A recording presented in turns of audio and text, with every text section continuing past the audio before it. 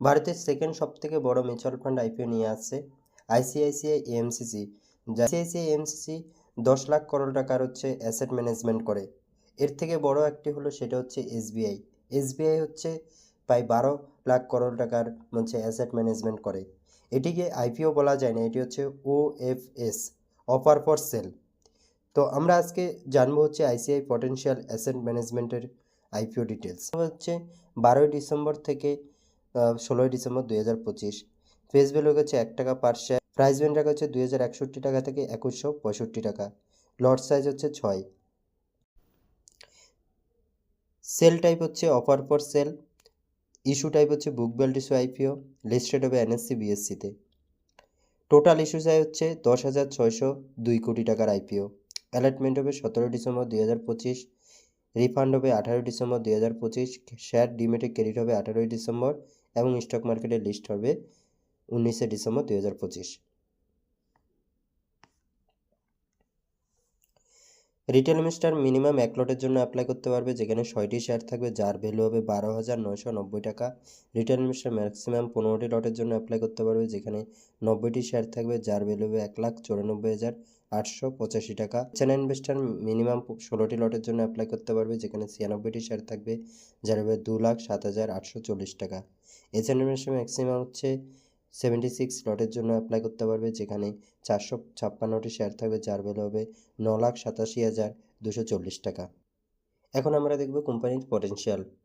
কারণ একটা কোম্পানির হচ্ছে ফাইন্যান্সিয়াল থেকে আমরা বুঝতে পারবো যে কোম্পানিটা কতটা স্ট্রং। আর হচ্ছে এই কোম্পানির হচ্ছে অ্যাসেট ম্যানেজমেন্টের কোম্পানি এবং হচ্ছে তাদের বিজনেস মডেলও খুব ভালো। সঙ্গে আইসিআইসিআই ব্যাংক হচ্ছে যাদের 49% হচ্ছে শেয়ার হোল্ডিং রয়েছে এবং তাদের লোগো ইউজ করেছে। তো আমরা যদি হচ্ছে অ্যাসেট দেখি তাহলে দেখতে পাবো 31 মার্চ 2023 ছিল হচ্ছে 2800 crore, 31 March 2024 3500 crore, 31 March 2025 4383 crore, 30 September 2025 4827 crore.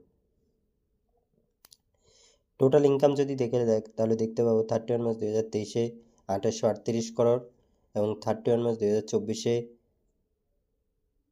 3761, 31 March 2025 4,979 crore. Profit after tax যদি দেখি তাহলে দেখতে পাবো 31 March 2023 1515 crore, 31 March 2024 2049 crore, 31 March 2025 2650 crore, 30 September 2025 1617 crore.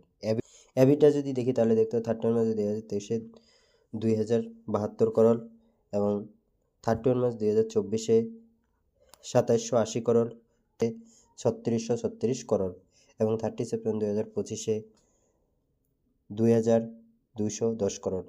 Total net wealth যদি আমরা দেখি তাহলে দেখতে হবে 31 March 2023 2313 crore, 31 March 2024 2882 crore, 31 March 2025 3516 crore, 30 September 2025 3921 crore. Reserve and supply যদি দেখি তাহলে দেখতে হবে 31 মার্চ 2023 হচ্ছে 2228 crore, 31 March 2024 2798 crore, 31 March 2025 3432 crore, 30 September 2025 3903 crore. এই কোম্পানি অ্যাসেট ম্যানেজমেন্ট কোম্পানি হওয়ায় এই কোম্পানির কোনোরকম হচ্ছে বড়োয়ার নেই, অর্থাৎ ডেথ নেই, এরা ডেথ ফ্রি কোম্পানি। যদি আরওই দেখি তাহলে দেখতে পাবো 82.8%, ROEN দেখি তাহলে 82.8%। যদি দেখি পোস্ট আইপিওতে 53.63% আর পোস্ট আইপিওতে 65.46%। পি রেশিও যদি দেখি তাহলে 14.37%, প্রি আইপিওতে, পোস্ট আইপিওতে 33.0% হচ্ছে। তো